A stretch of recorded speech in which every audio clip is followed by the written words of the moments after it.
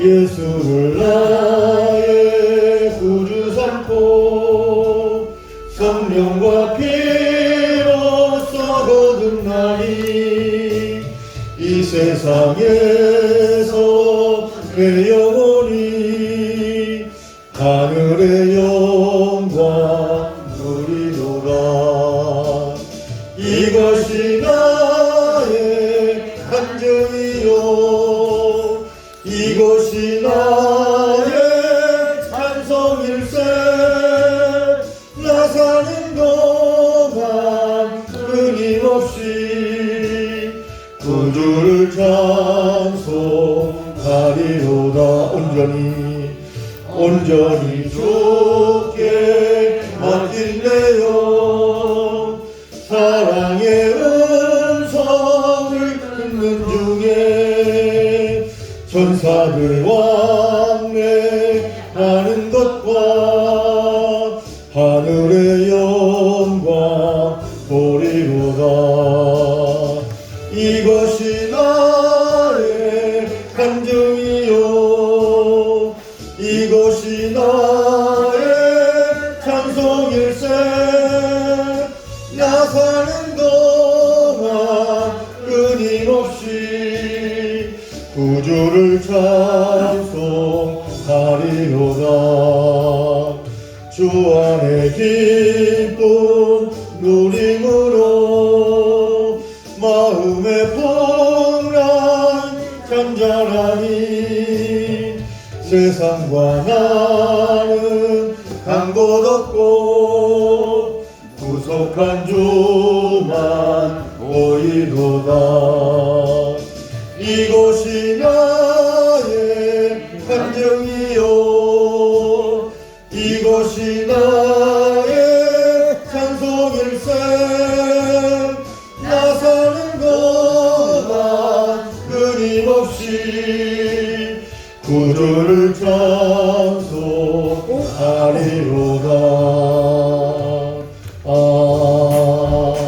아멘. 네, 이제 마지막 시간입니다. 오늘도 학업에 최선을 다하시는 여러분들에게 주님의 은혜가 함께 하시기를 바랍니다. 출석을 부르도록 하겠습니다. 준칭 생략하고요. 배순애, 김성수, 심경정, 이승엽, 박정훈, 박경수, 차성래. 신학부 안 부르는 분 없죠? 예. 그 다음에 대학원 최장욱, 김종진, 이충무, 백인양. 안 부르는 분 없죠? 예. 그 다음에 학술원은 이형임, 전영광, 김성대. 예. 안 부르는 분 안 계시죠? 예.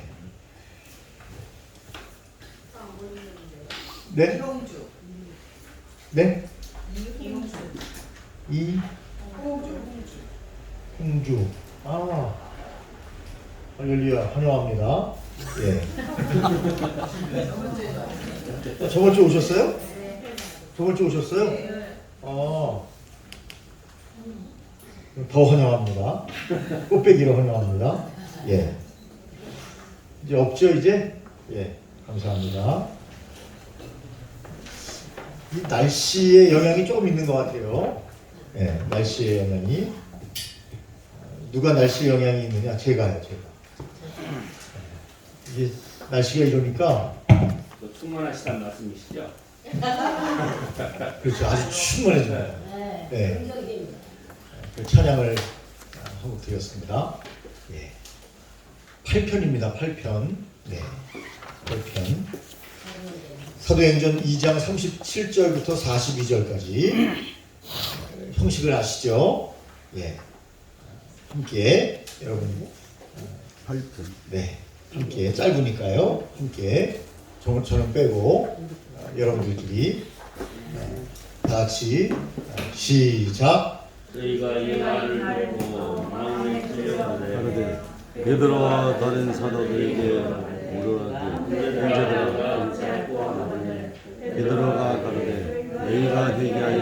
각각 예수 그리스도 이름으로 세례를 받고 죄사함을 얻으라.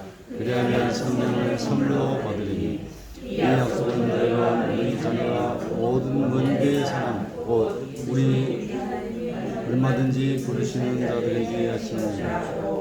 또 이러말로 확정하여 보느냐 너희가 이 여러분 세대에서 구원을 받으리니 그 말을 받은 사람들은 세례를 받으니 이날의 제자의 수가 3,000이나 다르다.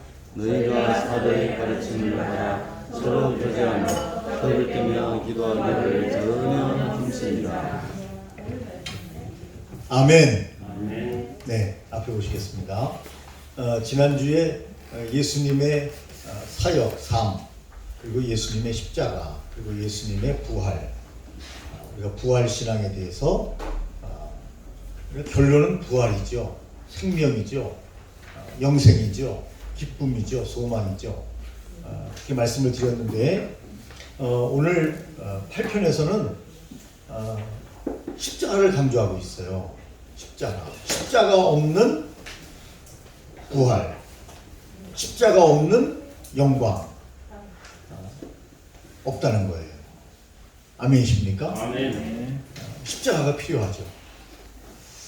그래서 오늘은 예수님의 십자가 주제, 예수님의 십자가. 예수님께서 왜 돌아가셨죠? 나 때문에. 나의 죄 때문에 예수님이 돌아가셨어요. 나의 죄 때문에. 그렇게 유대인들은 그렇게 생각했죠. 내가 예수님 십자가에 못 박지 않았다. 누가? 빌라도가. 누가? 로마 군인들이 예수님을 십자가에 못 박았다. 예수님은 뭐라 그랬죠? 베드로는 뭐라 그랬죠? 법 없는 자들을 들어 너희가 예수님을 못 박았다. 너희가 못 박은 것이다. 깜짝 놀란 거죠. 찔림을 받는 거죠. 네.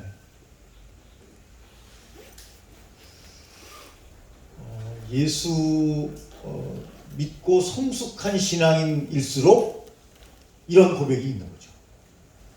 나 때문에 예수님께서 십자가를 지셨다.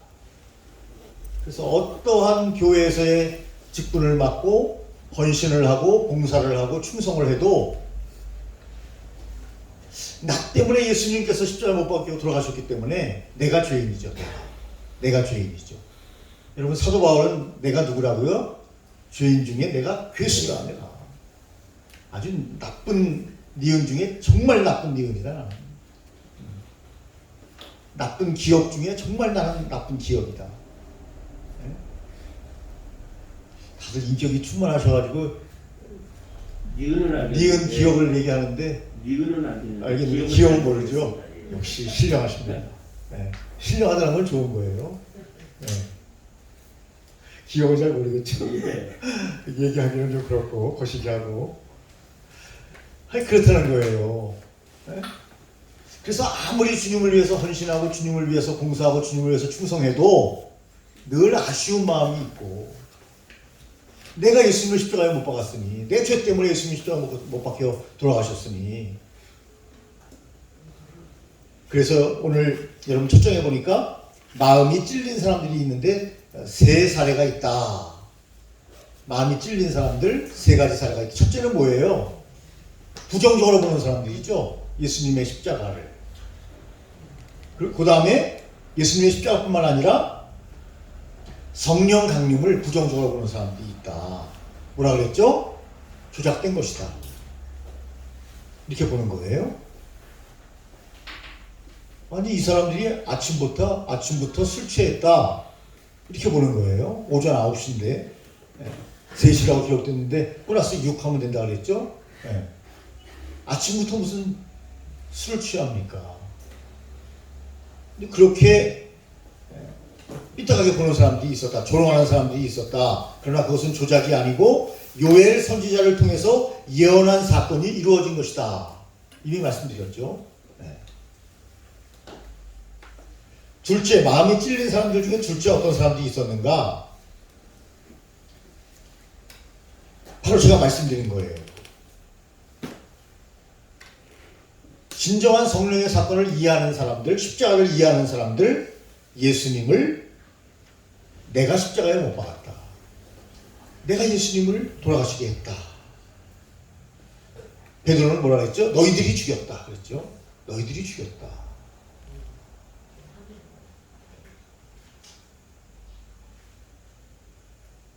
여러분, 부활 사건은 예수 그리스도의 십자가와 바로 연결돼서 나타난 사건입니다.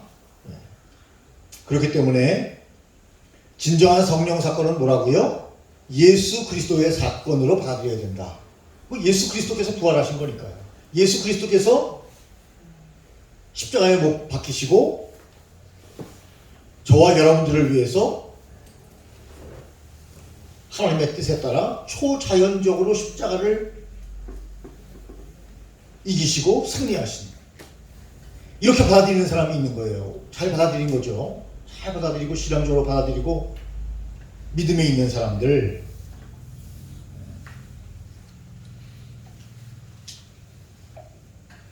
또 한 부류는요, 그냥 단순히 오순절 사건과 십자가로 말미암아 일어난 놀라운 부활의 사건을 어떻게 받아들여요? 신비한 사건 정도로 그냥, 야, 참 희한한 일 다 있네, 이 정도로 이렇게 세 부류가 있었다는 겁니다. 야, 참 그 교회 오순절 마가의 다락방 와보니까 참 희한한 일이 다 있네요. 참 희한한 사건이네. 이렇게 단순하게 끝나버리는 거예요. 더 알아보려고 하지도 않은 이 세 종류의 사람들이 나온다. 그렇게 성경은 이야기합니다. 그런데 가장 중요한 사람들은 어떤 사람들이에요? 37절, 저희가 이 말을 듣고 마음에 찔려, 베드로의, 이 말은 베드로의 설교죠. 베드로의 설교를 듣고 마음에 찔려 베드로와 다른 사도들에게 물어가로되 형제들아 우리가 어찌할꼬 하거늘 이런 반응이 나타낸다는 거죠. 여러분들은 아마 이런 반응에 다 응답한 분들이에요. 제가 볼 때 주여 제가 어찌해야 합니까? 하나님, 제가 연약하지만 저를 사용해 주시옵소서. 마음에 찔려라는 뜻이 여러분 교재를 읽어보니까 어떻게 나와요? 칼로 베임을 당한 것 같이. 지금 크게 말씀하신 분이 누군가요? 칼로 베임. 할렐루야. 네. 훌륭하십니다. 칼로 베어 보셨죠? 네? 엄청 아프죠? 저는 칼로는 많이 안 배워봤지만 배워본 적은 있어요. 그러나 책으로 베이면요, 그것도 참 아픕니다. 책이 이게 어떻게는 칼날 같아요. 칼날 잘못하면 촥 나가거든요. 네. 그래서 여러분, 근데 감사한 것은 성경은요, 네, 부들부들한 종류로 되어 있어서 칼날로 사용이 잘 안 돼요. 참 감사한 일이에요. 성경 보다가 칼처럼 베이면 아프잖아요, 그죠? 네? 성경을 안 보려고 할 텐데 재질이 참 좋아요. 네. 여러분, 반응이 뭐냐면 마음에 찔려 칼로 베임을 당한 것 같이 마음에 찔려서 우리가 어찌할꼬라고 한다는 거죠. 어찌할꼬.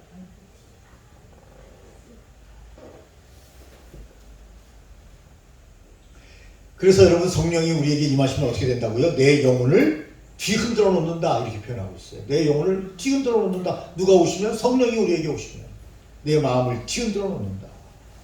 그리고 우리에게 분리현상이 일어난다, 그렇게 말합니다. 여러분, 우리의 마음과 생각과 뜻을 누가 감찰하시죠? 하나님께서 감찰하십니다.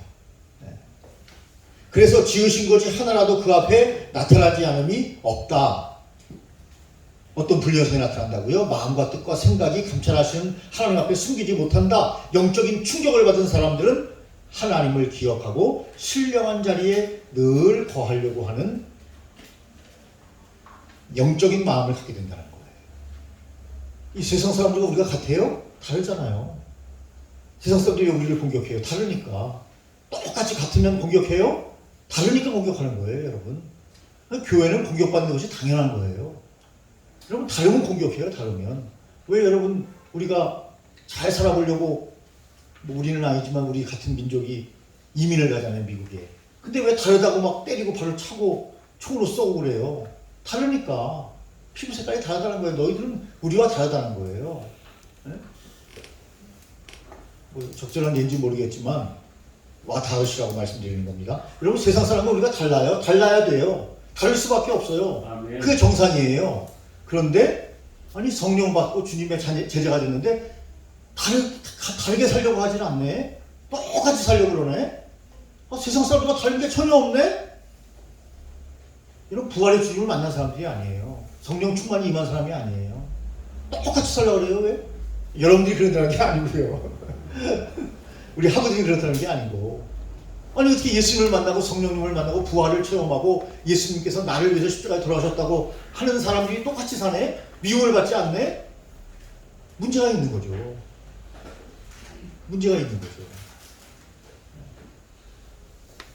그래서 오직 만물을 지으신 것이 하나라도 그의 앞에 나타나지 않으니 없는 것 같고, 오직 만물이 우리를 상관하시는 자의 눈앞에 벌거벗은 것 같이 드러내느니라 하는 그런 고백으로, 여러분 영적 충격을 받은 사람들은, 내 영혼이 뒤 흔들어 놓는 하나님의 놀라운 흔드심을 경험한 사람들은 분리 현상을 경험하는 것이 당연하다. 세상과 달라요. 우리는 세상 사람과 달라요. 우리가 가장 추구하는 것은 뭐죠? 예수 그리스도예요. 복음이에요. 네. 부활의 사건을 바라보고 주님 안에서 희생을 경험하며 예수 그리스도의 십자가를 늘 묵상하는 사람들이에요. 네. 그러니까 부활을 십자가와 뗄래야 뗄 수가 없는 거죠. 네. 영광만 여러분 우리 교회에서 누리려고 하면 안 되는 거죠. 십자가를 내 가지고 주를 바라봅니다. 십자가를 내 가지고 주를 바라봅니다. 네. 그런 사역자를 만나면 교회가 좋아하죠.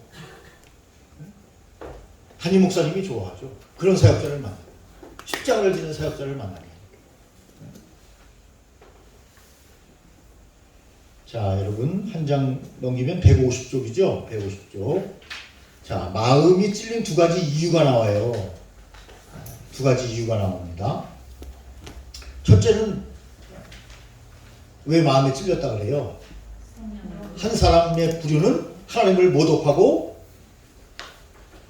성령님을 슬프게 하고 조롱하고 예수 믿는 사람을 비웃고 성령 충만한 것을 술 취한 사건이라고 조롱하는 사람들, 이 사람들이 마음에 찔렸죠. 왜 마음에 찔려요? 주님을 만나보니까, 부활의 사건에 동참해보니까, 성령 충만 받아보니까, 이야, 내가 모독을 하고 슬프게 하고 조롱을 하고 비웃었네. 나중에 하나님을 알고 그들이 마음에 찔리는 거죠. 그렇게 했던 사람들, 조롱했던 사람들이. 그 중에 한 사람이 누구예요? 사울 아닙니까? 사울. 사울이 다메섹 도상에서 부활하신 주님을 만나지 않았다면 그런 교만한 자죠. 교만한 자. 말탄 자 아닙니까? 말탄 자. 검사와 같은 사람 아니었습니까? 예수 믿는 사람 잡아다 넘기는 사람 아니었습니까? 그런데 그가 이제는 핍박의 중심에 서 있어요. 핍박의 중심에. 로마로 압송되는데도 그는 흔들리지도 않아요. 동요도 없어요. 왜? 주님을 만났으니까요. 부활하신 주님을 만났으니까요.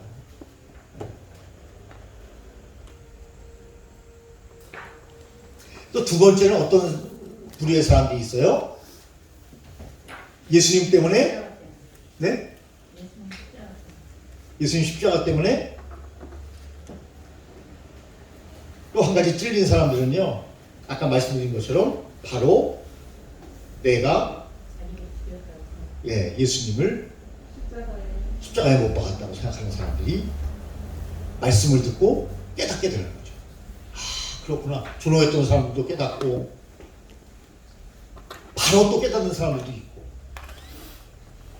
예수님의 십자가 때문에 전혀 자기들이 죽였다는 생각을 한 번도 못했어요. 서두에 말씀드린 것처럼 한 번도 못했어요. 내가 예수님을 죽였다고? 나는 예수님을 죽이지 않았어. 로마인들이 죽였지. 빌라도가 죽였지. 내가 죽였나? 그런데 깨달았어요. 아, 베드로의 설교를 듣고, 아, 바로 내가 예수님을 죽였구나. 베드로가 뭐래요? 바로 당신들이 죽였다. 마음에 팍 찔리는 거죠. 마음에 찔림을 받은 거죠. 여러분, 성령 하나님은 제한이 있으신가요? 없으신가요? 제한이 없으신 분이에요. 은혜를 끼치는 데 있어서도, 성도들을 감동시키는 데 있어서도 제한이 없어요. 근데 우리가 가끔 가다 보면 너무 성령 사역은요 은사 사역으로만 생각하는 경우가 많아요. 물론 성령 사역은 은사를 포함하죠. 그러나 은사 사역이 성령님이 아니에요. 은사 사역이 성령님이 아니라고요. 그래서 제가 말씀드리는 것은 성령의 사역은 은사다 이렇게 제한해서는 안 된다는 거죠. 아멘. 네, 제한해서는 안 되는 거예요. 여러분 성령 하나님은요 바로 하나님이셔요. 예수님이시고요. 아멘. 네, 그런 개념으로 삼위일체 하나님으로 우리가 늘 이해해야 합니다. 옛날 우리처럼 장로교회는요 성령님에 대해서 약간 죄송합니다 표현이 성령님을 약간 무시하는 경향이 있었어요. 저 성령 사역하는 것은 은사 사역이기 때문에 순복음교회나 성결교회나 감리교회나 웨슬리안 우리처럼 루터란이 아니고 우리처럼 칼빈주의자들이 아니고 복음주의자들이 아니고 말씀 중심의 신앙생활을 하는 사람들이 아니고 저 웨슬리안들이나 저렇게 한다. 순복음 풀 가스펠이나 저렇게 한다. 그렇게 생각했었어요. 그것도 우리가 잘못 생각한 거죠. 우리가 잘못 이해를 한 거죠. 그래서 지금도 역동적으로 사역을 하기 위해서는 성령 하나님을 의지하고 성령 하나님을 제한해서는 안 되죠. 아멘. 그분의 역사를 받아들여야죠. 지금은 무슨 시대예요? 성령님 시대예요. 성령님 시대. 예, 그것을 우리가 제한하면 안 되겠다. 아볼로라는 사람이 있었죠. 이 아볼로는요 학문과 성경에 능통했던 사람이잖아요. 그런데 그는 뭘 잘 몰랐어요? 예수님에 대해서 잘 알지 못했어요. 요한의 세례만 알고 있을 뿐이다. 그렇게 말하지 않습니까? 그래서 사도 바울은 에베소에서 사람들에게 예수를 믿을 때 성령을 받았느냐 이렇게 질문하고 있습니다.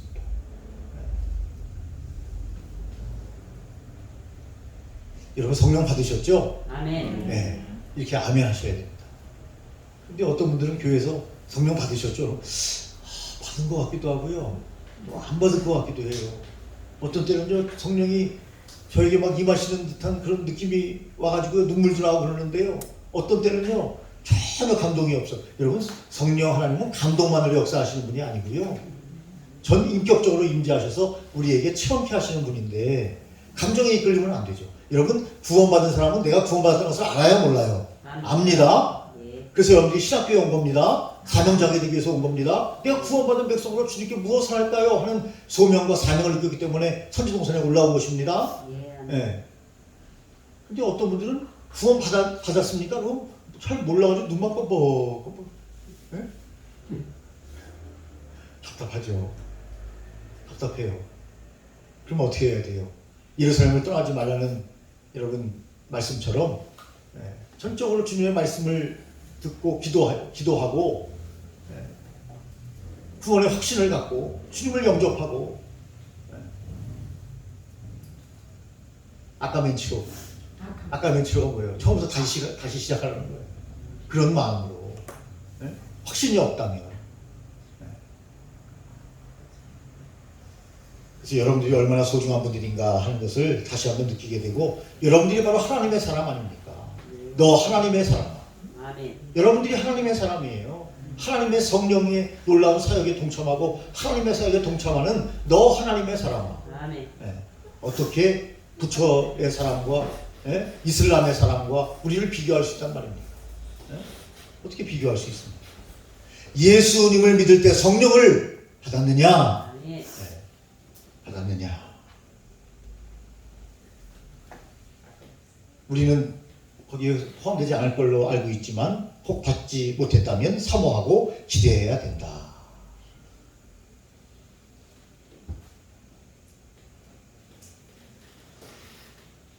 그러면서 오늘 교재 보니까 153쪽이죠? 이렇게 질문합니다. 십자가를 경험했는가? 오늘의 주제는 십자가라고 말씀드렸어요. 누구의 십자가? 예수님의 십자가. 예수님의 십자가가 곧 부활로 여러분 나타난 거 아닙니까? 예수님을 경험했는가? 아멘. 여러분 십자가에서 저와 여러분들이 어떻게 됐어요? 죽었어요. 같이. 십자가에서. 여러분 경험하셨어요? 아멘. 경험하셨습니까? 아멘. 아멘. 이 느껴야 합니다. 그리고 체험해야 하고 그리고 고백해야 합니다. 그리고 이제는 내가 사는 게 아니라고 그랬잖아요. 사도 바울도 누가 살아요? 내 속에 그리스도께서 사신 것이라. 그런데 지금 내가 살아가지고 팍팍팍 뛰어요. 예? 완전히 그냥 뭐 생선 잡아다가 바닥에다 올려놓으면 팍팍 뛰듯이 내가 잘났다고 나밖에 안 보여. 그 사역자로 사용하지 못해요. 팍팍 뛰는 거 봤죠? 생선 팍팍 뛰는 거 힘도 좋아요. 그냥 팍팍팍 뛰는 거 보면 야 대단하더라고요. 예. 우리 십자가에 죽었는데 그 경험하지 못했기 때문에 그래요. 예? 그래서 우리는 어떤 의미에서 죄책감을 좀 가져야 돼요. 죄책감. 여러분 죄책감을 느낀 적이 있습니까? 죄 문제를 회피하면 안 되고요. 본질적인 죄 문제, 내면의 죄 문제, 자기의 죄 문제에 대해서 민감해야 된다. 그 죄 때문에 예수님께서 십자가에 못 박혀 돌아가셨고 나도 그때 십자가에 함께 못 박혔다고 하는 이런 신앙. 네. 이게 바울이 고백하는 놀라운 믿음의 고백 아닙니까? 네. 우리는 지금 베드로의 설교를 듣고 있지만 네.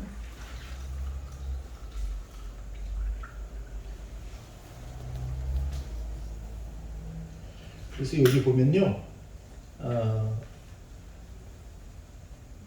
바울이 154쪽이요 바울이 경험한 것 나는 선을 행하고 싶으나 선을 행할 능력이 내게 없다 하고 고백하지 않습니까? 로마서 7장에서는 오호라 나는 공고한 사람이로다 이 사망의 몸에서 누가 나를 건져내랴.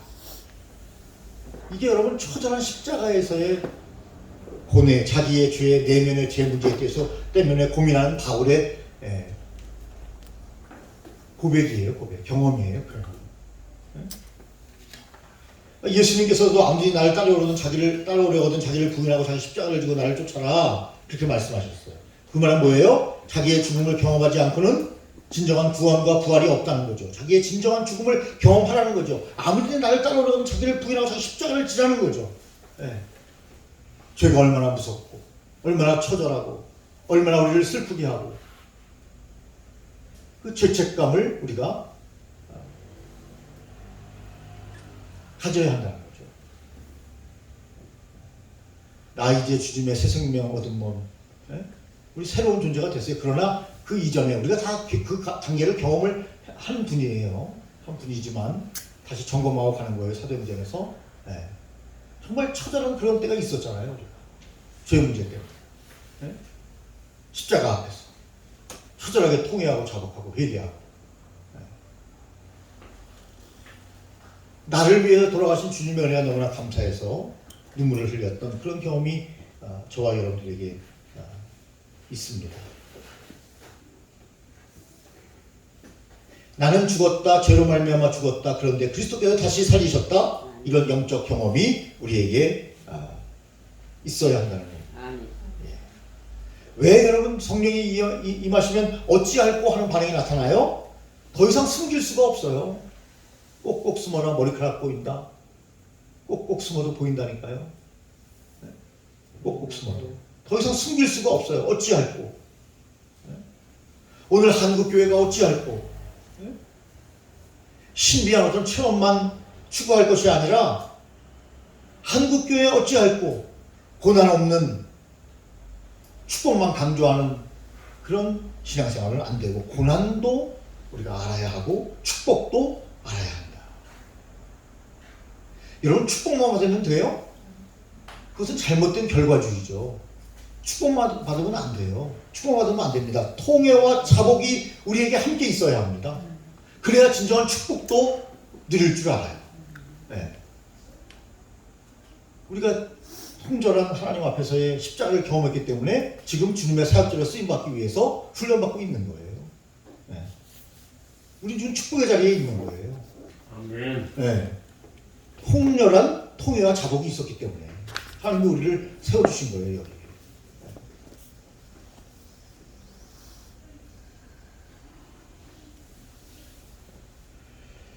여러분 모세는 어떤 경험을 하죠? 모세는 원래 그가 애국심이 대단했죠. 얼마 정도까지 대단했어요? 살인까지 할 정도로 애국심이 대단했죠. 자기 민족을 괴롭히는 거예요. 때려 죽였잖아요. 그래서 예? 자기 민족을 괴롭히니까 그렇게 애국심이 대단한 사람인데 살인죄를 저지르고 쫓겨나죠. 예. 쫓겨나서 그가 원래는 뭐 원래 왕족은 아니었잖아요. 잘 아시는 것처럼 예? 공주가 데려가가지고 입적을 했기 때문에 그가 왕자처럼 자랐죠. 그런데 사람을 때려 죽이고 그가 강요해 가가지고 긴 세월 40년 동안 강요해서 느꼈던 교훈은 뭐예요? 나는 아무것도 아니다. 이거 깨달은 거 아니에요? 나는 아무것도 아니다. 내가 무슨 거의 왕자처럼 왕궁에서 교육을 받는 거 대단한 사람인 줄 알았는데 40년 동안 가서 농사 지어 보니까 내가 아무것도 아니다. 내가 아무것도 아니다. 아멘. 네? 그래서 호렙산에서 여호와를 대면하고 여호와께서 너의 선 곳은 걸어간 땅이니 네 발의 신을 벗으라. 그리고 내 백성을 해방시켜라. 그러니까 뭐라고 얘기해요? 어찌할꼬 라고 말하지 않습니까? 3장 11절 출애굽기 하나님처럼 못합니다. 근데 하나님이 증거를 통해서 내가 하냐? 네가 하냐? 내가 하지 그러시잖아요. 아멘. 네가 하는 게 아니야. 내가 하는 거야. 그런데 그런 마음의 바탕이 이미 돼 있었어요. 나는 아무것도 할 수 없는 자다. 근데 하나님이 나를 부르셨다. 여러분 눈물 나지 않아요? 감동적인 순간이잖아요. 그래서 그가 여러분 출애굽 사건의 주인공이 되는 겁니다. 감동을 받는 거죠. 여러분 그는 모든 걸 잃은 사람이었어요. 그러나 모든 걸 가진 사람이 됐어요. 아멘. 내려놓음으로써 하나님이 그를 사용하게 되십니다. 놀라운 감동이 그에게 왔고 그는 끝까지 그 사명을 감당하지 않습니다. 느보산에서 마지막에 회안에 잠기기도 하지만 여러분 그렇습니다. 여러분 이사야 6장에 보면요, 이사야는 자기의 친척 왕이 죽었을 때 성전에서 조용히 무릎을 꿇고 하나님을 생각하죠. 문지방에서 하나님의 거룩한 성령의 역사가 그때 일어납니다. 화로다. 나는 망하게 되었도다. 라고 고백하지 않습니까? 참당한 심정을 그는 가지고 있습니다. 하나님의 심판의 숯불이 지금 자기 위에 있는 모습을 보았습니다. 그래서 어떤 고백을 하는 거예요? 어찌할꼬 라는 고백을 하지 않습니까? 이사야. 여러분 베드로도 그런 고백을 합니다. 156쪽 아래쪽입니다. 여러분 베드로가요 예수님 말씀에 순종해서 그물을 던졌지 않습니까? 잘 아시는 대로 그물이 찢어질 정도로 많은 고기를 잡았어요. 그래서 옆에 있는 배에 고기를 나눠 실었습니다. 그때 베드로가 뭐죠? 아멘 할렐루야라고 말했습니까? 아닙니다. 그의 고백은 뭐예요? 주여 나를 떠나소서 나는 죄인이로소이다.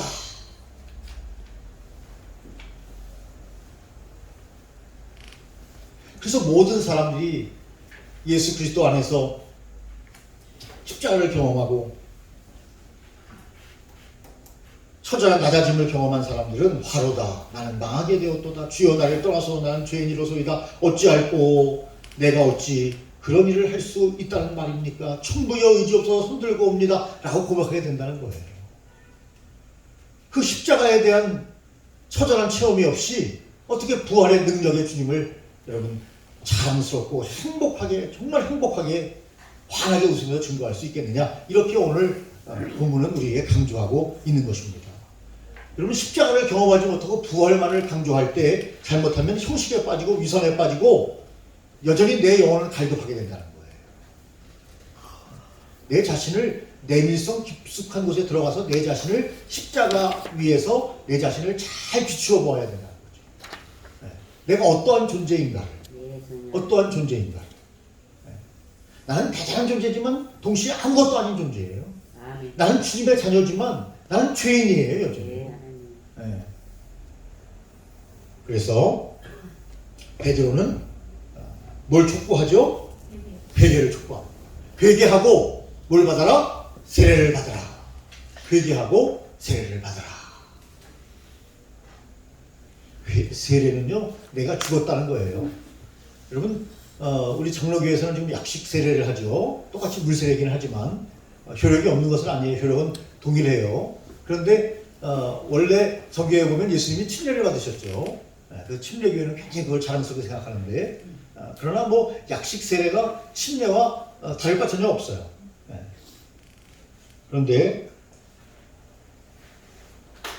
원래 침례를 약식이 아니라 우리 성경에 나온 것처럼 이제 물로 잠겼다가 일어나는 세례를 침례교에서는 하는데요. 옛날에 우리는 약식 세례를 한다고 해서 약식 세례를 무시하면 안 됩니다. 동일한 세례예요. 그러나 목회자 마음속에 침례를 해야 한다고 해서 침례를 한다고 해서 그것이 잘못된 건 또 아니에요. 옛날 최복규 목사님은 교회 장로교회죠. 그런데 침례를 하셨죠.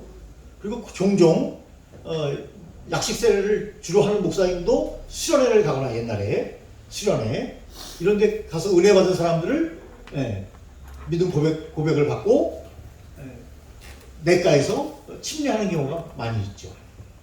그러니까 두 세례 형식이 좀 차이가 있지만 동일하다 하는 것을 우리는 이해해야 해요. 그런데 여러분 우리가 침례를 받게 되면 물속에 들어갔다가 나오잖아요. 이게 뭐예요? 나는 죽었고 예수의 십자가로 말미암아 나는 죽었고 예수의 부활로 말미암아 나는 다시 살았다. 이게 세례 아닙니까? 나는 이제 하나님의 자녀가 됐다. 마귀의 자녀에서 하나님의 자녀가 됐다. 분별. 나는 전혀 과거와 새로운 존재가 됐다. 똑같은데 너 물속에 한번 들어갔다 나온 밖에 없잖아. 그러나 영적으로 나는 전혀 새로운 존재가 됐다. 하나님의 자녀가 됐다. 그래서 베드로는 설교를 했더니 3,000명이 회개하고 돌아오는 역사들이 있었고요. 큰 역사가 있었는데 회개하고 세례를 받아라. 그렇게 말합니다. 회개하고 세례를 받아라. 회개 없는 세례가 있을 수 없어요. 회심의 경험이 없는 사역자는 아무도 없었어요. 회심의 경험이 당연히 있어야 합니다.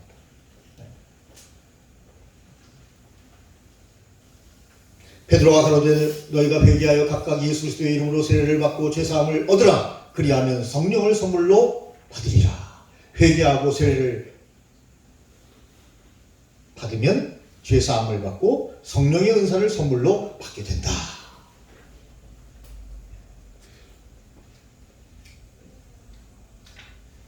저는 세례를 받을 때 세례를 중학교 2학년 때 받았어요. 이제 모태신앙이니까 시골에서 어린 마음에 그런 생각이 들더라고요. 하나님이 세례 받을 때 눈이 막 반짝반짝해지고요. 뭔가 그냥 화려한 빛이 쫙 비치고요. 뭔가 좀 머리가 쫙 쓰고요. 그랬으면 좋겠습니다. 그런 생각이 막 마음에 들더라고요. 그 세례를 딱 받았는데 아무 일도 없어요. 똑같아요. 그래서 세례를 받고 이제 선포하잖아요, 목사님이. 세례교육에 대한 것을 선포하노라. 아멘. 했는데도 똑같아요. 그래서 세례 받은 건가? 그럼 목사님한테 여쭤봤어요. 목사님, 저 지금 세례 받은 거예요? 믿음으로 고백했잖아. 믿음으로 고백하고 나의 구주로 모셨잖아. 문답할 때 나는 이제 죽고 예수로 살았잖아. 아멘. 그 중학교 2학년짜리가 그때 아멘이라고 말했어요. 아멘. 그리고 아멘 하니까 마음이 갑자기 탁 뜨거워지는 거 있죠. 중학교 2학년 빠꾸머리 깎은 중학교 2학년이 뭘 알아요. 근데 마음이 뜨거워지는 거 있죠. 와, 그 순간. 뜨거워져요. 우리도 가끔 가다가 이런 은사만을 너무나 강조하는 경우가 종종 있을 수 있어요. 마음의 상태에서. 뭔가 좀 이렇게 막 보였으면 좋겠고, 막 확 나타났으면 좋겠고, 막 그랬으면 좋겠다는 마음의 상태가 막 그렇게 넘칠 수가 있는데, 여러분, 본질에 충실해야 합니다. 무슨 말씀이냐면, 여러분, 내가 주님 앞에 진심으로 고백하고, 주님의 자녀가 되고, 주님의 복음을 아멘으로 받아들이고, 그러면, 여러분, 내가 주님의 자녀가 된 거예요. 근데 그걸 확신이 없을 때가 있어요. 우리가. 여러분, 세례를 받고, 회개하고 세례를 받으면, 여러분, 죄사함을 받게 되고, 성령의 은사들을 선물로 받게 됩니다. 성령의 은사들을 선물로 받게 돼요. 여러분들이 지난학기에 말씀드린 것처럼 설교자로 부름받은 것은 엄청난 성령의 은사를 받은 겁니다. 최고의 성령의 은사를 받은 거예요. 누가, 어떤 사람이 하나님의 말씀을 증거할 수 있겠어요? 사역자로 부름받은 사람만 복음을 증거할 수 있는 거예요. 설교할 수 있는 겁니다. 하나님 앞에 우리는 성령의 큰 은사를 선물로 받았다 하는 것을 의심할 필요가 없습니다. 의심할 필요가 없습니다. 그래서 여러분 성령 충만 받고 주님의 제자가 된 사람은 어떻게 해야 됩니까? 말로 확증해야 합니다. 내가 성령의 사람이 되었습니다. 그리고 사람들에게 구원을 선포하고 시간 되면 간증하고 찬양하고 기도하고 사람들을 내가 만난 주님을 그들에게 소개하며 하나님의 말씀으로 양육을 하고 저는 이 새신자반에서 헌신하는 분들이 참 귀하다고 생각합니다. 새신자. 여러분 새신자들은 어린아이와 같잖아요. 그죠? 어린아이. 어린아이를 키우는 게 얼마나 힘든지 여러분 다 키워보셨죠? 야, 저도 키워봤잖아요. 우리 마누라가 키웠지만. 네? 키워봤잖아요. 2명 키워봤잖아요. 네? 제가 우리 아들, 딸 낳느라고 얼마나 고생을 했어요. 네? 제가 낳았어요? 제가 낳았죠. 여러분 성경 보시면 아버지가 낳았다고 돼 있어요. 네? 제가 낳았다니까요. 어머니는 기르셨지. 제가 낳고. 억울하죠? 네? 어머니가 낳았는데 아빠가 낳았다고 하니까. 네? 네. 그런데 의미를 잘 생각해 보면 성경 말씀이 딱 맞구나 하는 생각을 합니다. 네. 어머니의 역할과 아버지의 역할 중에 어떤 역할이 더 크냐 하고 우리가 보편적으로 생각하면 어머니의 역할이 더 클 수 있어요. 네. 아버지의 역할보다. 그러나 아버지가 없는 어머니는 또 불가능한 거죠. 씨의 역할담 그런 거죠. 예. 식담이 씨의 역할담이 맞습니다. 그래서 성경에 보면 그런 표현도 있죠. 허리로 낳은 아들이다. 뭐 이런 표현도 있어요. 네. 그런 의미에서 네. 아빠도 소중하고 엄마도 소중하다. 네? 그래서 아빠, 엄마 좋아, 엄마, 아빠 좋아 이렇게 나오는 거예요. 네? 네. 요즘 보면 어떤 여성들은 너무 여성 상위 시대까지 됐는데도 불구하고 너무 여성의 어떤 우위만을 강조하는 분들이 있어요. 그것도 좀 아닌 것 같고요. 또 남성 우월주의에 빠져가지고 우리 백석 측은 앞서가는 교단이에요. 그런 의미에서. 아니 그 합동 측 같은 경우는요 여자 목사를 못 세워요. 지금 시대가 어떤 시대인데 지금 마지막 때에 지금 성령의 은사를 막 부어주는 시대인데 아니 어떻게 목사는 다 남자예요. 징그럽게 가보면 남자가 또 바글바글 해가지고 징그러워 죽겠네. 네?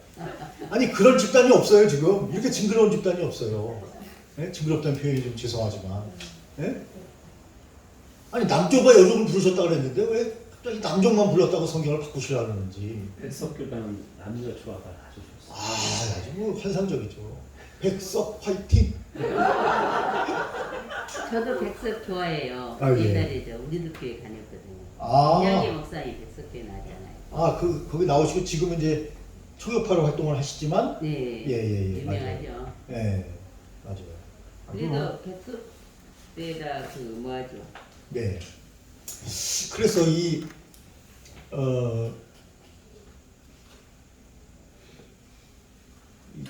합동 측 교단이 좀 바뀌어야 돼요. 지금 시대를 읽지 못하고 있는 것이고요.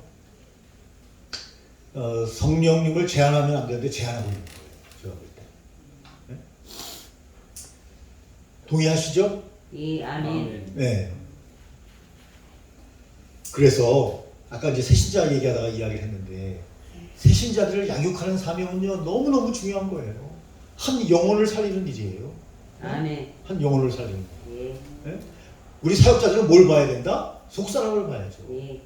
속사람. 그 사람들은 뭘 본다? 겉사람을 보는 거예요 자꾸. 네?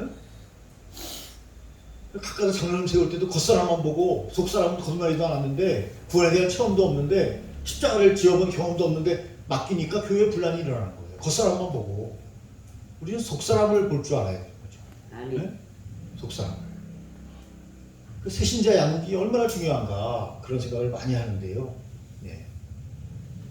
그 다음에 우리가 성령 충만을 받고 하나님의 일을 하는 사람들은 어떻게 해야 돼요? 이 패역한 세대에서 구원을 받으라 하고 그 사람들을 향해서 큰 소리만 치는 게 아니라 잘 권면을 해야 된다 하는 거죠. 잘 권면을 해야 된다. 여러분 요즘 시대는요 옛날처럼 권위주의로 찍어 누르는 시대가 아니에요. 그럼 교육이 안 돼요. 신앙교육도 안 돼요. 그들을 영성으로 새롭게 할 수도 없어요. 요즘은요, servant leadership이라고 여러분 많이 들어보셨잖아요. 성김의 리더십, 종의 리더십을 가져야 되는데요. 그러기 위해서는요, 지시보다는 권면하거나 솔선수범을 해야 되는 시대. 그래야 사람들이 쫓아오죠. 옛날처럼 하면은 여러분 안 돼요. 안 돼요. 네? 솔선수범을 해야 돼요. 이제 시대가 바뀌었어. 근데 솔선수범을 하되 안 할 일까지 하면 안 돼요. 할 일을 해야 돼요. 할 일을 안 할 일까지 하면 안 돼요. 네?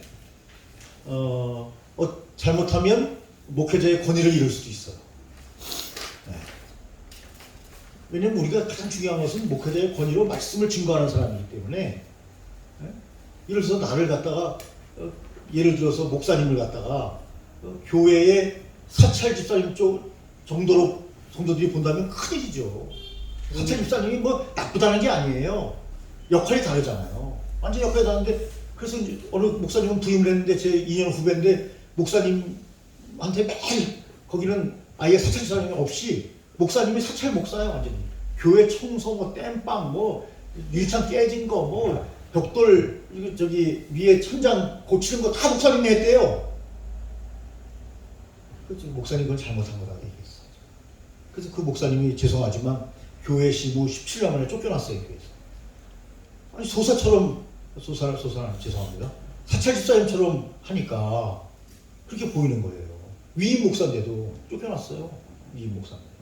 네? 위임 목사는요, 정년이 보장된 목사가 위임 목사예요. 네. 그런데도 쫓겨났어요. 네? 그러니까 우리가 지혜가 있어야 됩니다. 지혜가. 네? 시킬 건 시키고 할 건 하고 내가 할 일이 뭔가를 잘 알고. 네? 네.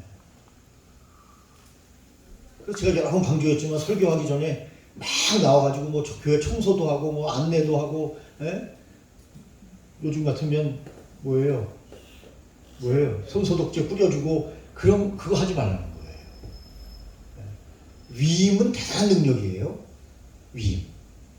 또 다른 사람에게 가르치라 말씀하신 것처럼 위임을 잘하는 목회자가 목회를 잘하는 사람이지, 내가 무슨 물론 솔선수범을 해야 돼요 기본적으로. 그러나 목회자가 해야 할 일하고 하지 말아야 될 하지 않고 모든 걸 다 목회자가 해서는 안 된다는 거예요. 모든 걸 다 목회자가 어떻게 다 해요?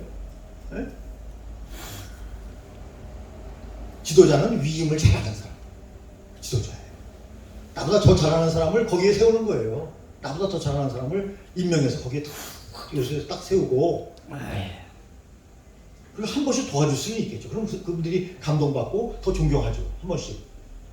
전혀 신경 안 쓰는 것보다는 한 번씩 도와주면 감동받고. 근데 계속 내가 그 일을 하면 내가 그거 하는 사람인 줄 안다니까요. 목회자가. 지혜가 있어야 돼요, 사람이. 지혜가. 네. 제가 그 목사님이 그렇게 충고를 했더니 그 목사님이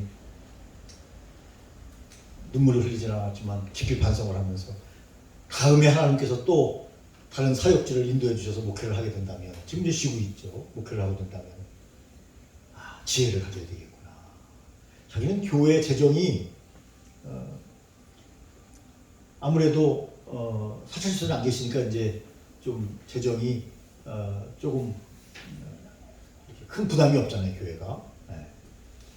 그래서 교회에 큰 유익을 준다고 생각하고 자기는 했다는 거예요. 네? 그래서 성도들이요, 나중에는요, 네? 못박을 일 하나 있어도 목사님을 부른대요. 공연실에 앉아있어요. 목사님, 못 박아주세요. 목사님 못 박는 사람이에요? 바로 못 박아요.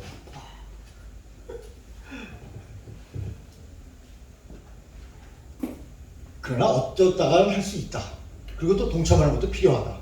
그러나 지혜롭게 해야지. 노상 그 일을 하는 사람처럼 인식이 되면 곤란하다. 네, 곤란하다. 절대 곤란하다. 안 된다. 네. 그리고 목사님은 어떤 좀 예민한 부분에 대해서는 상의를 통해서 장로님이나 안수집사님이나 권사님들에게 그 발언권을 드리고 그분들이 얘기하도록 하는 게 좋다. 뭐 어떤 중요한 결정을 할 때 목사님이 너무 다 주도하는 것보다는 그들에게 시키는 게 아니고요, 그 의견에 동참하는 분들에게 협조를 구하는 거죠. 네. 그리고 될 수 있으면 재정적인 부분의 관계에서는 물론 결제를 해야 합니다. 결제를 해야 돼요. 제 친구니까 우리 양진호 목사님은 결제를 본인이 하는데 사인을 해본 적이 없대요. 제가 잘못했다 그랬어요. 결제하려면 사인을 해야죠. 사인을 하고 교회가 어떻게 돌아가는지 알아야죠. 근데 우리 장로님이 다 알아서 한다는 거예요. 그건 아니에요. 장로님이 다 알아서 하는 건 아니고 목회자는 전반적으로 모든 일에 교회에 대해서 전체 지도자이기 때문에 모든 것을 알고 있어야 돼요. 그러나 목사님이 허문 계산하면 안 되죠. 목사님이 허문 계산하면 안 되고 목사님이 무슨 뭐 중요한 물품이나 이런 걸 직접 구입해도 안 되고 건축을 하는데 건축위원장이 담임 목사가 돼도 안 되고 안 돼요. 왜냐하면 잘못하면 오해받을 수 있어요. 물질적인 부분이 포함되기 때문에. 큰 물건을 사면 리베이트가 있어요. 그랜드 피아노 사면요, 그거를 이제 재정을 맡아서 사는 사람에게 10%나 20%를 줘요. 그러면 그게 막 2억이면요 2천만 원 받을 수도 있어요.